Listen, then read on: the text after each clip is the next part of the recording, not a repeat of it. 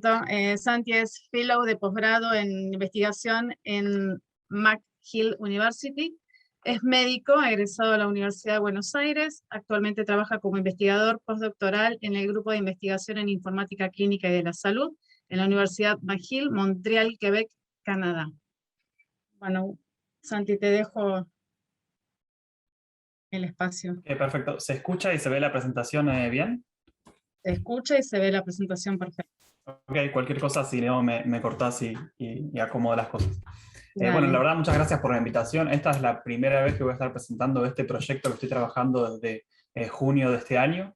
El título del proyecto se llama CODA-19, es un análisis colaborativo de datos sobre pacientes con COVID-19.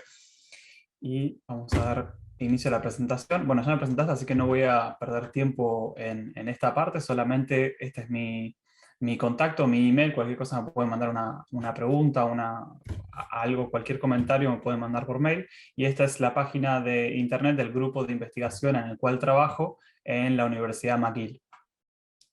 Solamente para darles un poco de contexto, yo me encuentro ahora en Canadá, en la provincia de Quebec. En la provincia de Quebec es una de las provincias más grandes de Canadá, tiene una superficie de 1.5 millones de kilómetros cuadrados. Y para que se den una idea, es aproximadamente la mitad de Argentina en superficie. Tiene una población de 8 millones y medio de personas y tiene un sistema parlamentario, y el idioma oficial de la provincia y también del país es francés e inglés.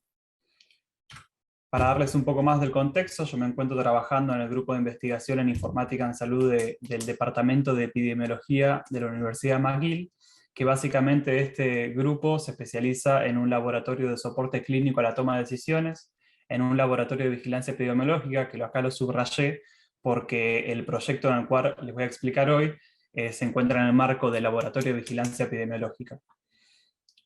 También hay un laboratorio de calidad, perdón, acá me faltó la D, de calidad, que se encuentra relacionado a análisis de calidad y aparte de análisis e investigación relacionada al cáncer. El grupo de investigación tiene más de 300 publicaciones en más de 100 revistas de investigación y pertenece, como dije, al Departamento de Epidemiología y Bioestadística y al Departamento de Medicina. Y David Brockert es el encargado del Laboratorio de Vigilancia Epidemiológica y es el investigador principal, mejor dicho, el co-investigador principal de este trabajo que les voy a mostrar. El proyecto inició luego del inicio de la pandemia y es un acrónimo de Collaborative Data Analysis to Improve Clinical Care in Patients with COVID-19. Y es a través de una asociación establecida con 9 centros canadienses. Estamos construyendo un gran repositorio de datos anonimizados y multimodales extraídos de pacientes con COVID-19 confirmado o sospechado.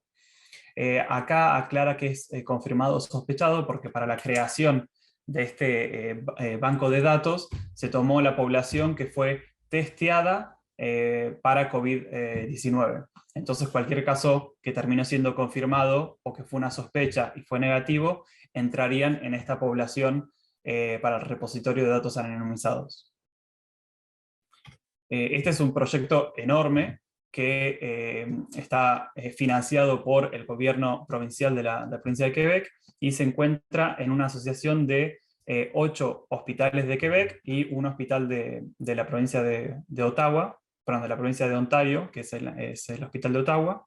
Y estos son los 8 hospitales de Quebec que se encuentran colaborando para este proyecto y llevarlo a cabo. Básicamente es la creación de una base de datos común entre los 8 hospitales.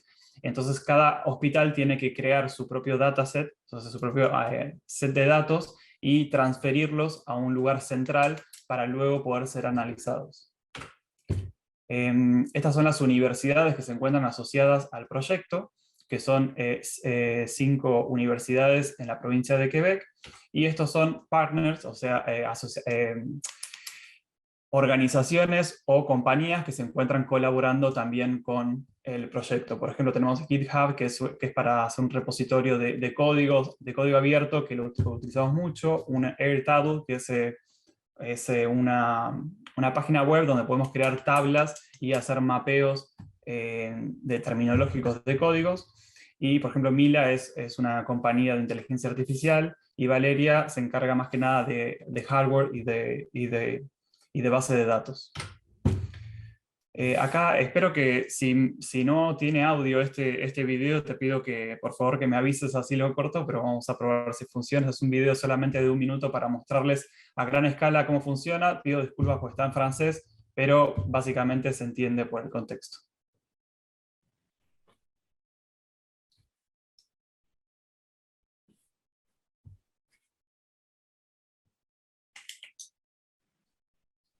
Por ahora no se escucha, Santi.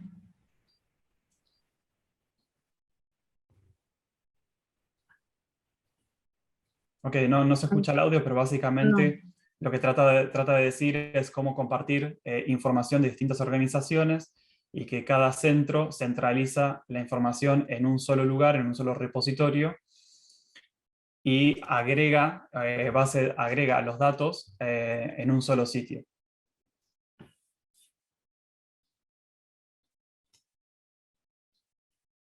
Esto es para crear luego estadísticas detalladas en tiempo real para dar soporte a los profesionales y los pacientes.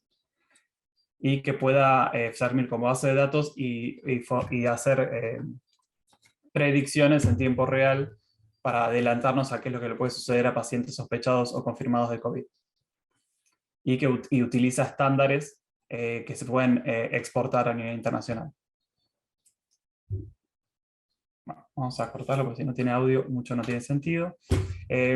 Para la gestión me gusta mucho la gestión del proyecto en sí, y hay recursos claves disponibles online. Básicamente en la gestión del proyecto se creó una web para poder cargar todos los documentos importantes del proyecto, porque esto tiene que coordinar el trabajo de muchas organizaciones. Entonces, cada organización puede acceder a esta web y consultar los datos en forma online, en el cual se especifican, por ejemplo, el marco de seguridad de los datos del proyecto, la guía de implementación, o sea, cómo se tiene que implementar cada paso, el marco de gobernanza, o sea, bajo qué estructura jerárquica está todo el proyecto, un diccionario de datos que yo voy a mostrar más adelante, que especifica variable por variable cuáles se tienen que tomar en cada organización y cómo se tiene que estandarizar a nivel central. El diagrama, la arquitectura de la base de datos, o sea, cómo está el diagrama hecho de toda la arquitectura, y un link al repositorio GitHub que nosotros utilizamos. Este es el marco de seguridad de los datos, para dar un ejemplo de un documento que tiene que ser aprobado a nivel central y después ser distribuido en cada organización para ser aprobado, y que cada organización brinde su consentimiento a participar en el proyecto, y todo enmarcado en un proyecto de investigación. El marco de seguridad de los datos brinda especificaciones técnicas del proyecto. Básicamente tiene una introducción que cuenta por qué se realiza el proyecto, definiciones terminológicas, o sea, definiciones de conceptos, la arquitectura general, el control de acceso, cómo tienen que acceder cada uno de los usuarios que gestiona el proyecto para poder ver los datos local, o sea, dentro de su organización y a nivel central. Y cómo se accede a los datos del repositorio final por parte de los usuarios finales. El componente de autenticación, cómo se verifica que el usuario que intenta entrar a acceder a los datos es el usuario que realmente dice ser. Y el sistema de identificación de la información, porque son datos anonimizados, o sea, a nivel local sí se encuentran identificados los pacientes con un ID generado para este proyecto particular, y se envían de forma central, de forma anónima, a un repositorio central. La responsabilidad de cada sitio y cómo se genera la auditoría, la protección de los datos, el aplicativo de seguridad y cómo se conforma el comité de seguridad de la información. No me voy a explayar mucho en el diagrama de la arquitectura, pero quiero mostrarles solamente a grandes rasgos cómo está conformado. Básicamente tenemos acá, son 3 bases de datos distintas que se encuentran interconectadas. Una es roja, otra es naranja y otra es verde, que básicamente son máquinas virtuales, lo que llamamos virtual machine, que se encuentra en el rojo a nivel local, en o el naranja a nivel central, y hay una máquina virtual verde, que es Green Virtual Machine, que hace todo el análisis de la información, que se especifica solamente en hacer el análisis del repositorio central. Entonces cada organización, de las 8 organizaciones, tiene una computadora virtual con un repositorio de datos locales de la información. Esto se envía a la computadora virtual naranja, que es a nivel central, que es solamente una para centralizar todas las organizaciones, y este se envía usando el formato FHIR de comunicación entre distintas bases de datos para usar el mismo estándar terminológico. Entonces, cómo están conformados los datos a nivel local impacta mucho en el desafío de comunicarse a nivel central de una forma estándar. Y eso hay grandes variaciones entre las distintas organizaciones. A nivel central, se analizan los datos y, por ejemplo, se genera un dashboard, que es una visualización resumida de todos los datos centralizados, que solamente tiene acceso el usuario que puede acceder. Yendo a la parte de abajo del diagrama, básicamente abajo de todo el browser acá es cómo acceden los usuarios finales a la información. Entonces, y cómo se produce el sistema de autenticación de los datos del usuario para darle acceso a la base de datos. No voy a explicar esto, básicamente, por ejemplo, acá a la izquierda es un usuario que intenta acceder pero no está autentificado, entonces es rechazado. Y al final, si pasa los pasos de autenticación, puede recibir la información y una vez analizados los datos. Ahora les voy a hablar solamente de este centro. Este es uno de los centros que participa, uno de los 8 centros que participa en el proyecto. Que a su vez este centro está formado por 4 distintos hospitales que forman un conglomerado de hospitales, que es el Lachine Hospital, el MGH, que es el Montreal General Hospital, el Glenside, que a su vez el Glenside es un conglomerado de 5 distintos hospitales que hace 5 años están en el mismo edificio, y el Hospital Neurológico de Montreal. Estos 4 hospitales se encuentran nucleados por la Universidad McGill, entonces comparten no exactamente el mismo sistema de información, pero comparten, por ejemplo, la misma historia clínica, la misma forma de identificar los pacientes, la misma clasificación de los episodios, y algunas tablas maestras son similares entre los 4 hospitales. Les hablo de esta organización porque es la organización que yo represento en el proyecto y que estamos tratando de armonizar la información de este hospital para traspasarla a nivel central.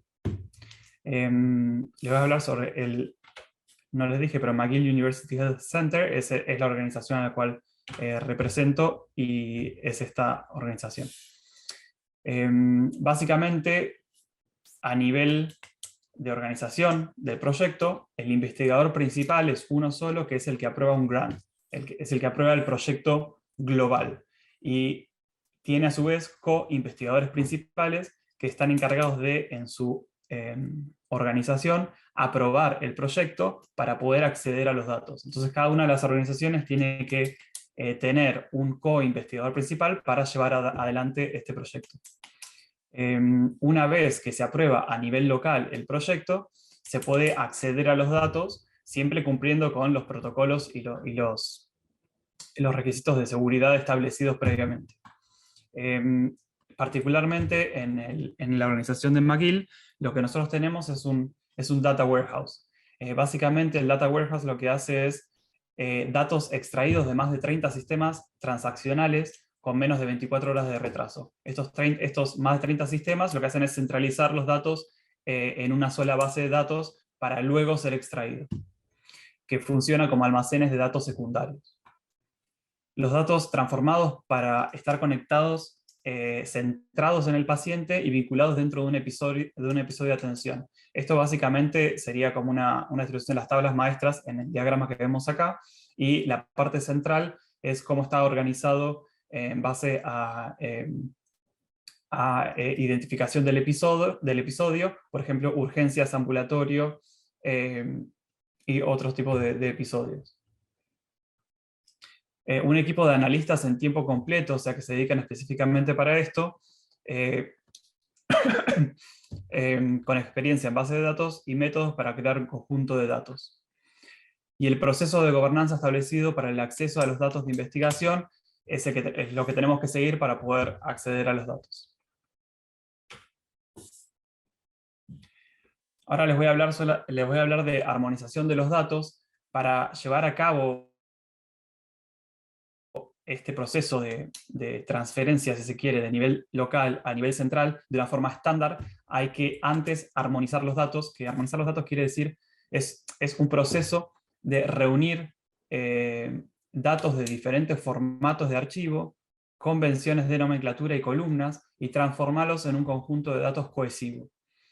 Básicamente, cada organización maneja sus datos de forma independiente, entonces no es la misma estructura de datos que tiene cada organización. Entonces cuando se quiere comunicar a nivel central de forma estándar, encuentra dificultades en el mapeo terminológico o cómo guardó la información. Y esto les quiero dar un ejemplo. Perdón. Les quiero dar un ejemplo de armonización de los datos. Esto es a nivel del formato local, esto es a nivel del formato FHIR estándar que nosotros utilizamos o que el proyecto demanda para ser transferidos a nivel central. Y por ejemplo, hay una tabla específica que es tabla de diagnósticos, o mejor dicho, de observaciones, en el cual se involucran diagnósticos, signos, síntomas y otras observaciones clínicas que se pueden hacer en base a los pacientes. Entonces, por ejemplo, para los diagnósticos, a nivel local nosotros utilizamos CIE-10-CA, que es una versión canadiense de CIE-10, y el formato estándar de FHIR que propone el proyecto es SNOMED-CT. Entonces, para hacer una armonización de los datos, hay que transformar los diagnósticos y observaciones del formato CIE-10-CA a SNOMED-CT. En cuanto a los procedimientos, internamente usamos la misma clasificación, CIE se llama CIE, es el formato estándar, el formato local, que acá no hay tanto inconveniente. En cuanto a los fármacos, el formato local utiliza AHFS, que es una clasificación aprobada por la Organización Mundial de la Salud, y el formato FHIR estándar es RxNorm o DINS, que es una clasificación canadiense de nomenclatura de fármacos. A nivel de laboratorio, nosotros tenemos terminología local, o sea, el laboratorio fue clasificando cada variable del laboratorio con una terminología local. Y el formato estándar que requiere FHIR es LOINC, entonces hay que hacer un mapeo entre la terminología local y la terminología LOINC. Con respecto a las imágenes, tanto el formato local como el formato estándar utiliza DICOM, entonces no hay tanto inconveniente en cuanto a la clasificación de las imágenes. Esto para mostrarles, esto creo que es el desafío más grande en cuanto a comunicación para luego hacer análisis de nivel local a nivel central, porque tienen que armonizarse todos los datos, variable por variable, para poder ser transferidas y entendidas posteriormente.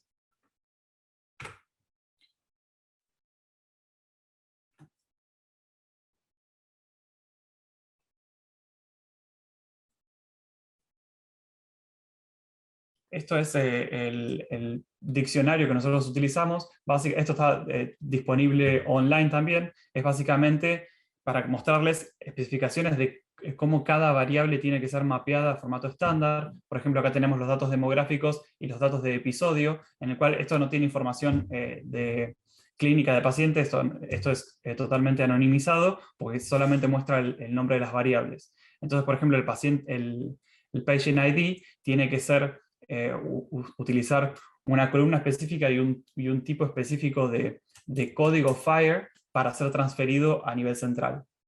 Y esto brinda también, tiene links a los templates, o sea,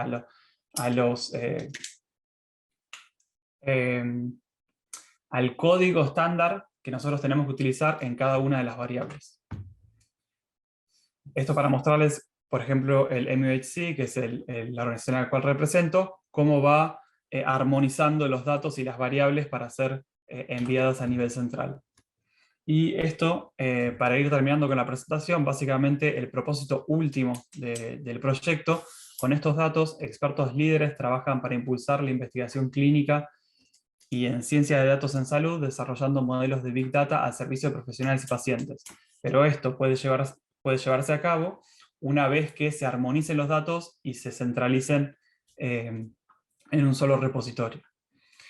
Básicamente, el propósito último del proyecto es la estratificación. Sirve para varios propósitos. Uno, por ejemplo, es la estratificación de riesgo diagnóstico para estimar rápidamente la probabilidad de COVID-19 en pacientes que presentan sintomatología compatible. Fenotipos clínicos para identificar distintos fenotipos clínicos en pacientes con COVID confirmado y evaluar si los fenotipos influyen en la respuesta al tratamiento. Sistema de alerta temprana, identificar señales de alerta temprana que prevean un resultado adverso en pacientes con COVID confirmado, y el uso de recursos del sistema de salud, por ejemplo, para pronosticar la necesidad de camas, materiales y personal, identifica los umbrales de riesgo para escasez de equipos y optimizar la prestación de atención a pacientes con y sin COVID-19. Esto es para mostrarles el organigrama, cómo está. No, obviamente no soy yo solo trabajando en este proyecto, es todo un equipo que está organizado en un comité ejecutivo y un comité directivo. El comité ejecutivo básicamente eh, se,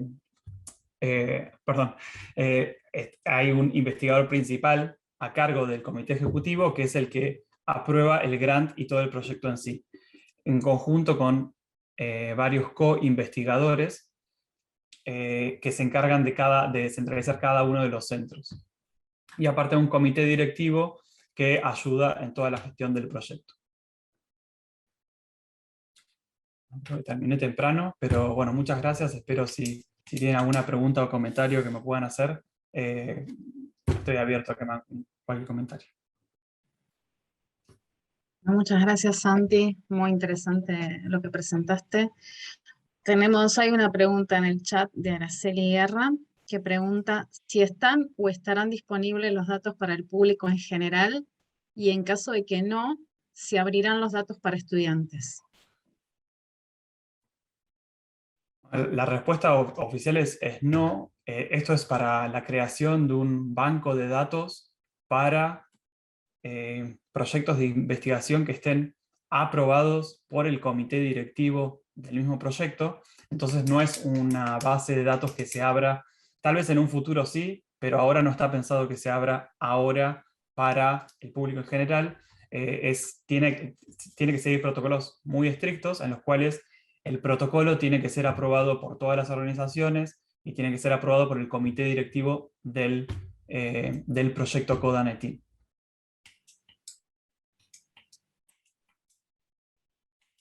Gracias, Santi, por la respuesta.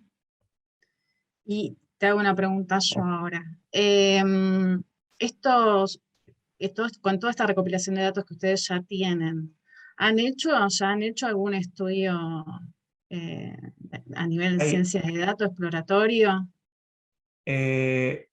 lo que estamos haciendo ahora es trabajando en un proyecto piloto para poder probar que todo esto funcione. Hay 4 protocolos que están siendo aprobados para hacer el análisis, y la respuesta es todavía no hicimos un proyecto de investigación en base a esta base de datos, pero bueno, está en vías de realizarse.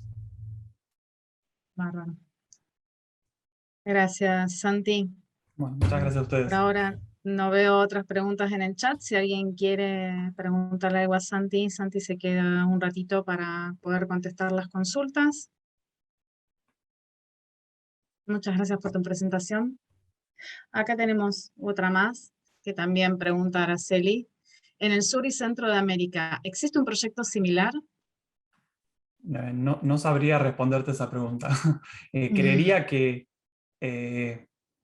Creería que sí. Si no me equivoco, en Argentina hay un proyecto que es similar o tiene el mismo objetivo de centralizar datos de distintas organizaciones. No puedo darte mucha información al respecto porque no estoy a cargo y no sabría decirte más que eso, pero sé que hay proyectos, aunque se hace uno, que es similar.